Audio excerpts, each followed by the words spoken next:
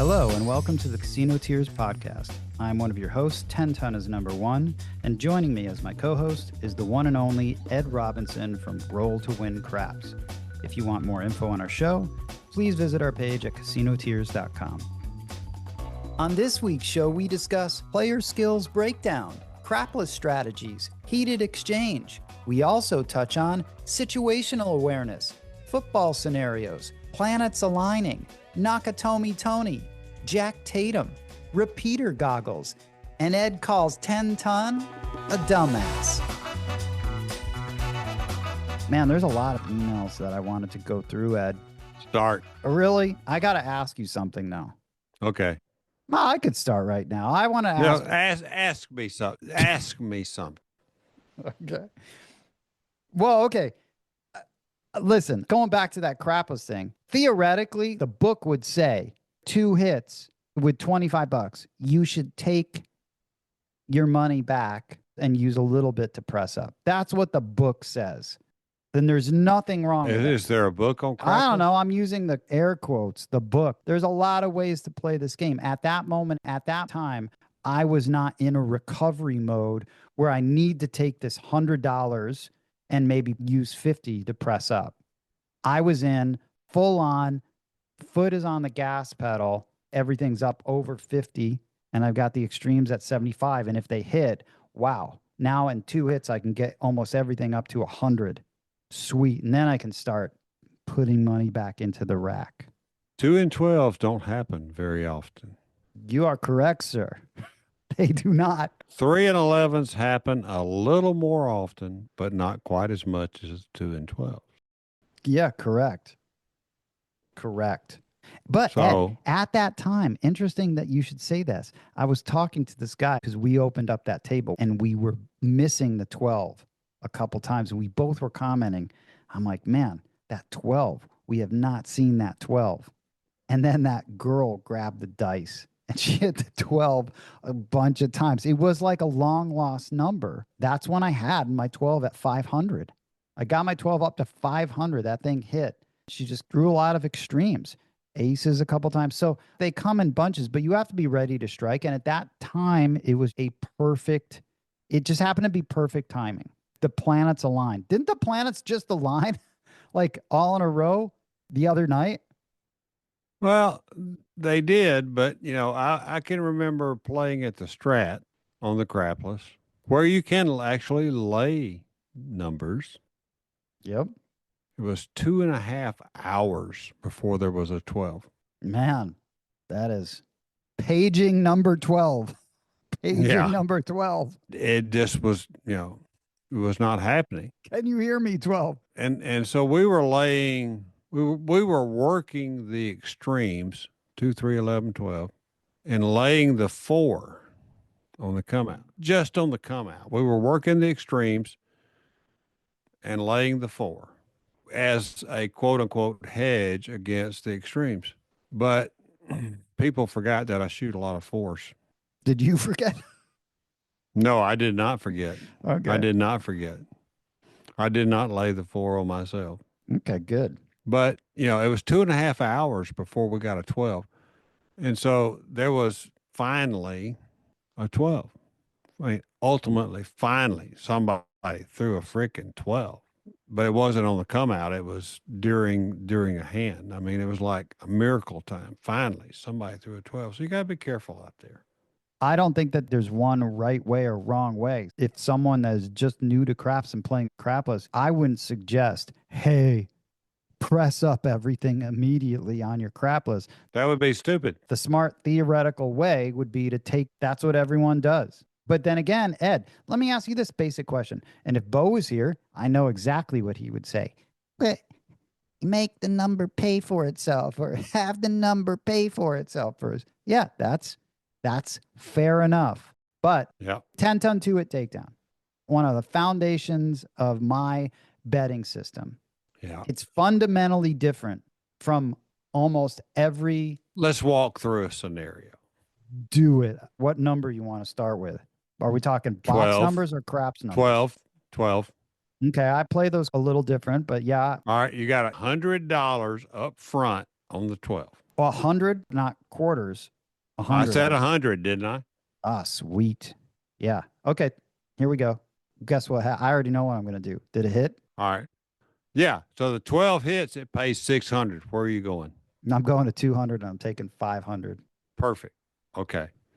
The 200 hits ultimately. Where are you going? Because that pays 1200. Yeah, I know. I said that for our listeners. And this is why this isn't such a simple in a vacuum answer. There's a couple things I'm looking at right now with that I 1200. ain't worried about all this other bullshit. I'm But you asking, have to be. you throw 2 12s and 5 shots. What are you going to do on that second 12? I might go up to 500 on that, and I'm going to look at my other extremes and get them at least to 100. That's what I'm going to do. You went too high. Why are you going to throw those? You haven't thrown a 2. You haven't thrown a 3. You haven't thrown an 11. Why are you going to press those? Because this is crapless. And am I up or down in my rack? Which is the biggest question that we haven't answered. You're down. Oh, yeah. You're down because you bet freaking stupid. Okay. So let's say I'm down and my voice is a little higher at this moment. Yeah, you're squealing up there like so my like 200 hit. You're like Edith Bunker. Come on, Archie. Throw listen, me a 12. I'm going to press it. I'm going to press it. I'm going to take 1,000 then. And I'm going to use that 200 either on other numbers or depending on what I want to fill in. Maybe I want to throw 50s. Now with that $200, I've got 4 $50 bets that I can do on the 4, 10, 5, 9, maybe, but I'm going to figure out whatever numbers I don't have covered, but I'm taking 1,000 because my voice is high at that moment and I'm down in my rack. But if I wasn't, Ed, Archie. no, that's Archie. That's listen, dude. Archie, throw me another 12. Okay. Dude, you can't do that. If I'm down in my rack, dude, I'm putting that 1,000 in my rack. Absolutely. Yeah. I'm not putting it all in. Why only 1,000? Why only 1,000? Because that's a huge amount. That's the majority of that hit. Because I'm now putting another chunk. So in 2 hits, I put $1,500. I've made up for whatever I'm down, which is amazing. But I'm also Well, I didn't say you were only down just under 1,000. okay. Well, I guess it depends. Because here's part of craps. You need to have some numbers up there, money on the table in order to make money. And if I'm not going to recover, But those are the hardest numbers to hit. okay. But you and I have seen them when they hit, they start hitting, and especially on a crapless And when table. they don't, and Right. they can But they can just hit. disappear. They can disappear in the flash of a balls being eaten by a craps monster. But Ed, they just hit twice in this example, and I've used 300 of the 1,800 total. I feel like taking 1,500 has been very, very smart, conservative play. Regardless of if I'm down 2,000, 3,000, or 4,000, that's solid. And now I've got other ways. Maybe I filled in my inside with that $300 in some format. Maybe I use that money to put it on the numbers that should be hit more often. But they haven't hit yet. Okay, well, guess what? They should probably 6, 8 inside numbers should. Hey, they don't always hit, dude. Exactly. But what are you going to do? What are you going to do with $100 12 and it hits, Ed? I went to 200, took 500. Next hit, I took 1,000, and now I'm using the other. I'll tell you exactly what Ed Okay, does. tell me. I'll tell you exactly Tell what me. Ed. Tell me. 100 pays 600. Correct. Right? Yep. Go to 150. Okay. And so you took 550.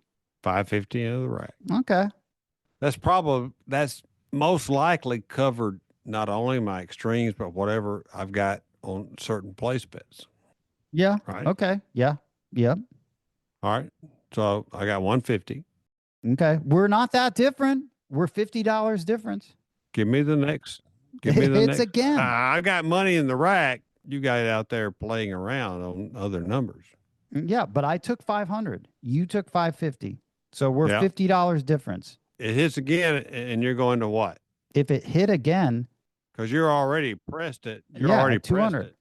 I took 1,000 from the rack. I don't know where I'm going. I'm looking at the holes. You should know where you're going, dumbass. Well, but you can't answer that because you I think this through before it You Well, got to know where you're you going. didn't give me enough data. And do I have anything else on the extremes on the 4, 5, How do 9, you 6? know? You got quarters. I mean, how do you know? Then I'm using that to pump up the jams. You got $100 on the 2, 3, and 11, and now you got 200 on the 12. Where are you going?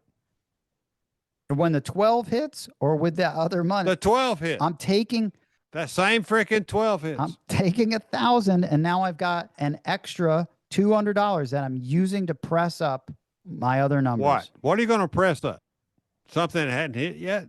Exactly. I am. Wrong answer. I know, but I will disagree with you respectfully on this.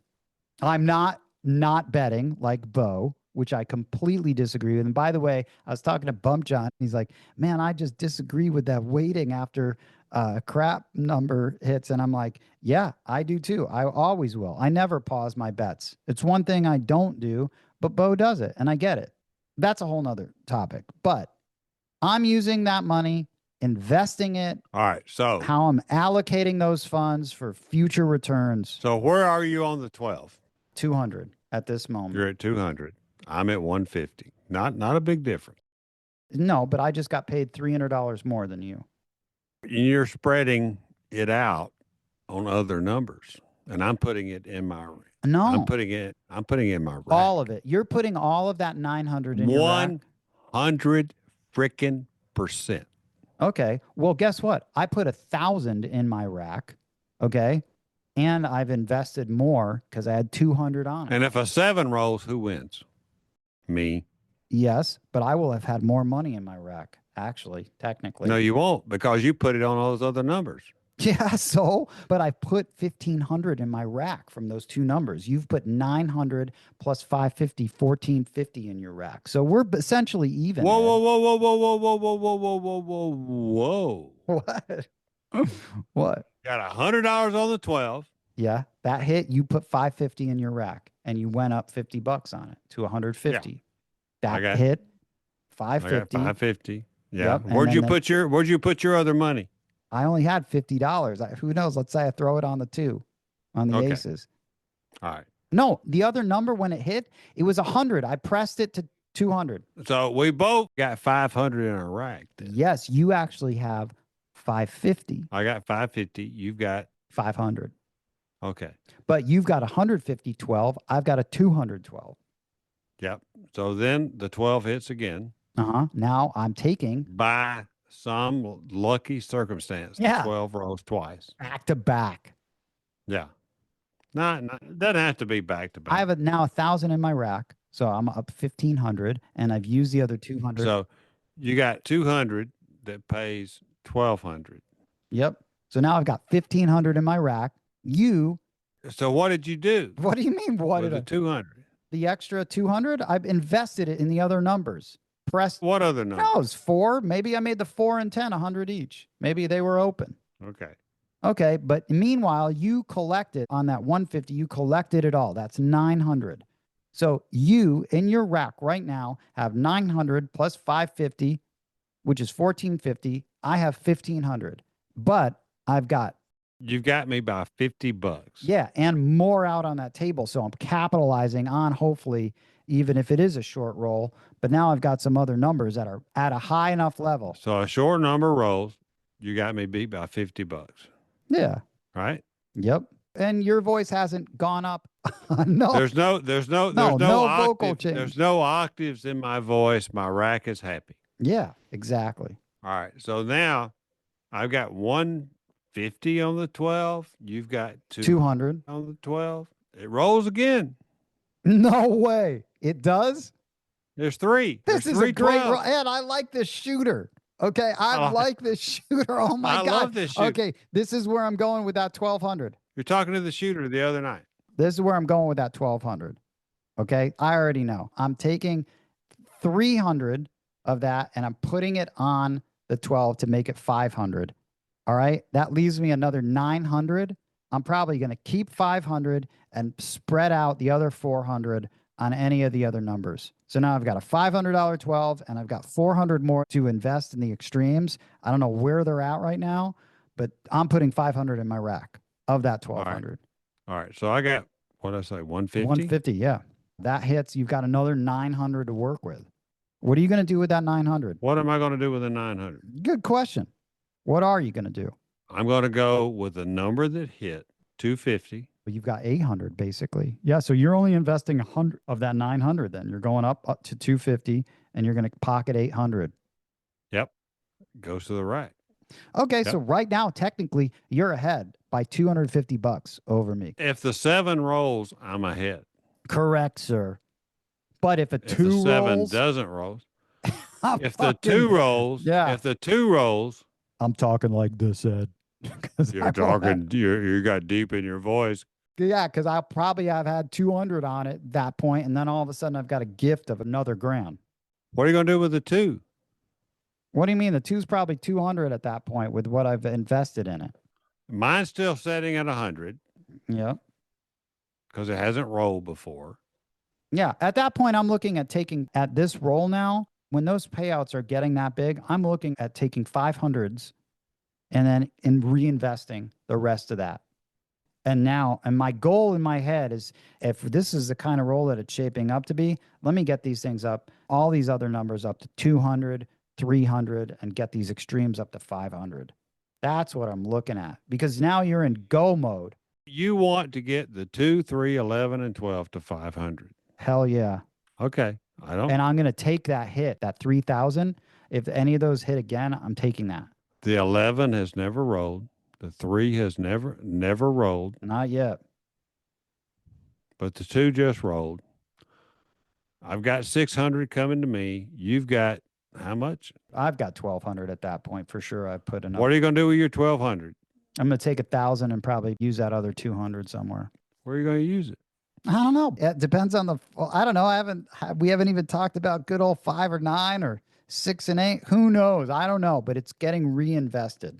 And guess what? And Ed, listen, there's times in a roll on that crapless roll, the number hasn't rolled in a long time and I see 100 or 200 on it. I take it down. It might be 2.5 hours before it rolls. I'll again. reduce it sometimes. I will reduce. What causes you to reduce? You know what? Great point. When that shooter, the girl who had never shot before, and she needed that 3, at one point I had money on that 3. I took down my 3. I reduced it. This thing isn't showing up. I will take down stuff. I don't know when it is, but as the roll continues, this fucking number is doing nothing. This money is just sitting out there. It hasn't rolled. So yeah, remember like with Bell, press the numbers that are hitting, right? Or something like that. Bet the numbers that are hitting, right? Well, guess what? At some point it registers with me and I do take these things down, Ed. But I'm going to give it a shot. I'm going to give it, the old college try. Right? You're gonna give it 2 rolls. Not 2 rolls. It's going to be like a few rolls. It's going to be up there, but I'm going to take stuff down eventually that's not hitting because you're going to know. It becomes obvious at some point. But if the 7 rolls before it becomes obvious, then you lost a pile of money. Yeah. But the thing with craps, again, in order to clear some of these bigger payouts, you have to get your numbers up there. So how you get it up there, obviously the quicker the better, but it's a balancing act between taking and pressing. I like to press earlier and then take bigger amounts. If you have the opportunity. Yes.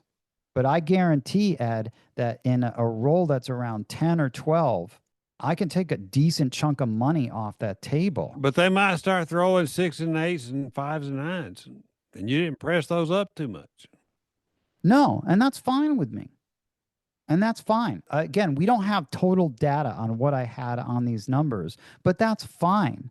The main point is that I'm always conscious of if I'm down or if I'm up, but I'm always putting in chunks. If I'm starting at a lower level, I want to put hundreds in my rack.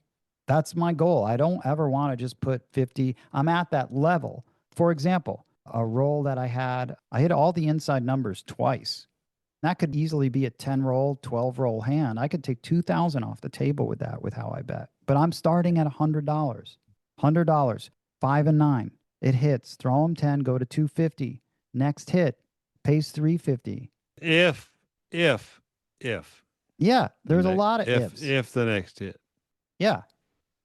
But I'm taking 500 or 550 in the rack. Are you one of those guys that gets these visions from outer space that just kind of gives you the clue on what you're going to throw next or what's going to come next?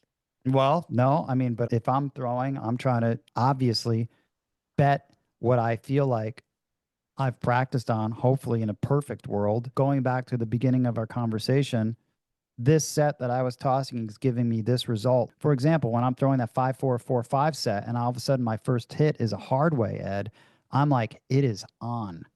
It's on. I just know I'm going to be throwing hard ways. And that's going to be one of my cues to bet hard ways. You kind of know too. You just almost said it. I feel like you know what I'm talking about. I do know what you're talking about. That's my cue. Cool.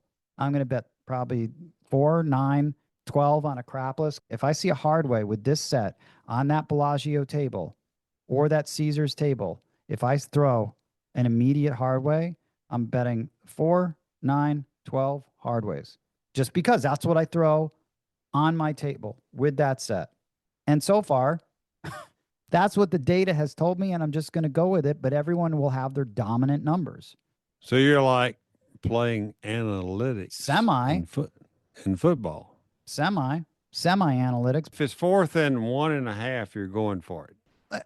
Am I behind? Am I losing the game? Or am I trying to put the game out of reach? What yard line am I at? There's a lot of other variables to ask. You're at the 48-yard line on your opponent. How's my field goal kicker sucks? It's out of range. He's got a broke ankle. Okay. All right. I like this. He's on the sideline, dude. All right. On the 48 line. Okay. This is, what is it? 48 plus 17. That's a long ass field goal. Okay. So I'm not kicking a field Way goal. too far. No. I don't have Justin Tucker. I'm not doing it. So am I winning? Am I up right now? Because if I'm up, you're behind 2 points, 4th quarter. Oh, dude. 3 minutes to go. Dude. I mean, if my quarterback can sneak, maybe we'll do that. It's 4th and 4. It's 4th and 4. Oh, man. Nope. I'm running a slant to Jefferson, hopefully. I'm just getting everything out there, dude. I'm just getting people past the first down marker. So you're willing to give the opponent the ball at their 48-yard line to run the clock. How much time is left? 4 minutes. Yeah, dude. Do I have any timeouts? No, because then I have to go for it, dude. I have to go for it, and I have to have a play in my back pocket right after I convert that first down. I'm going to go up there and spike the ball, go talk to the coach, and go, okay, how are we going to either get in field goal range with no timeouts or... But you're behind by 4. Oh, I'm behind by 4. Then forget the field goal, man. We got to, spike the ball. I got to run some outs. Can't run anything in the center of the field. No. I got to get in that end zone, man. And I can't take a sack. You got to do the 4-10 out, right? Yeah, dude. I gotta do go routes. I gotta make sure that these things are no sail routes. No sail routes. You know what though? The middle of the field will be open. Yeah, but you got no timeouts. I know, but that's why you got waste time. You're in pressure. You got to throw it in the end zone if it's in the middle of the field, right? You got to do out routes. Yeah. So you got to have a safety valve out route. And hopefully you got a clutch QB. And that's what craps is, dude. You got a clutch QB and you got a coach and you know what you're doing in these situations. And Ed, glad we're talking about this because who the hell was I talking to today? Oh, man. Man, it wasn't Birdman. How's Birdman doing? I hadn't heard from Oh, you know who I was forever. talking to? Birdman's good, dude. Yeah, I was talking to Nakatomi Tony. Okay. I was talking to him today. This is a great question, Ed. All right. We were talking about like dice influence, all that stuff. I actually think if I broke down in a percentage chart my play, okay, I would say, and hear me out, Ed, before you comment, okay, because I know you're going to have something funny to say about this. I would say that I'm 20% that DI plays a part into my game. 20%. Okay. I'd say 50% is due to betting. Yeah, I think if you had to stress the importance or how I weight everything as a craps player, I think 50% betting skills, 20% DI. Okay. 25% is exactly what you're talking about, which is situational awareness and experience of what happens at the table. And then the other remaining 5% is just sheer luck. And that's how I would break down the pie chart of craps player. I think it's weighted more 50%. You need to be strong on betting, which I think is overlooked completely. I would never say I'm a DI, but I love it. I wouldn't say you're a DI either. I've seen No. you toss. I'm not, but I love it. And I feel like it adds something to the game. But what I am is a creative, strong, better. That's the strength of my game. And I will be cocky about it because my wins can back that up. But I'm situationally aware, which a lot of people aren't. And that's what's missing. And that's why this conversation was really good, what we just had. You were throwing these out, but I was like, but what about this? But what about this? But what about this? Which no one talks about online at all. No one. All of these things are missing from the conversation. Well, how much do I have in my rack? It's like you saying, you're on this yard line. You have no timeouts, by the way. Your kicker has a broken leg and you need a touchdown. You don't need a field goal. All of these things are situationally what's happening at a craps table, which is what I go back to saying you have to be a coach and QB. You have to have experience in these situations in order to process them, to capitalize on it. That's why I say, Ed, I know that I'm going to 500 here, but I know I'm going to press this up and I know I'm going to take this money now. And I know I'm going to pull down the 100 or 300 that I have on the 3 because it hasn't hit in 10 rolls. Now is the time to put that back in my rack. All of these things, none of these factors, they're conveniently ignored. None of it's ever talked about, Ed. We're talking about it now. It's ignored. It's like it doesn't exist. And that's why you could be doing a lot of different things within the first 5 minutes of a craps hand. And that's what makes a good, well-rounded, situational. Your strength, which I always tell people, if you ever watch Ed, you've been in a lot of those situations with random shooters, new tables. Like I just won't bet. I'm sitting out in certain situations. Like for example, 7-7 point number 7. After I see that, I'm like, I'm taking myself out of the game, not even going in there. You're going to keep playing, but you've got a lot more experience than I do in these sort of unknown things. But when I'm in a hand and when a hand is hot, I feel like no one can really match up with me. That is my strength. And that's why I say betting is grossly, I mean, it's not even, dude, it's comical. It's like the elephant in the room when it comes to everything that's out there on craps. No one really talks about betting in a way that's realistic. It's in a vacuum. So we're going to do this and we're just going to roll this out. And this is how we're going to go. And this is how the hand's going to be. That's not reality, dude. It's so far removed from reality. And that's what I mean. Time, experience in situations. And there's a billion situations. Sorry, Ed, had to get that out. But that's... Why are you sorry? I don't know. I was long-winded. That was very, very long-winded. Betting is the most important thing. Over DI, over everything. Betting and then situational awareness at a craps table. I would weight those things like that. Betting, situational awareness and experience, then DI, and then luck as a 5%. I know. Yeah, I know. I see. Welcome to season 2, right?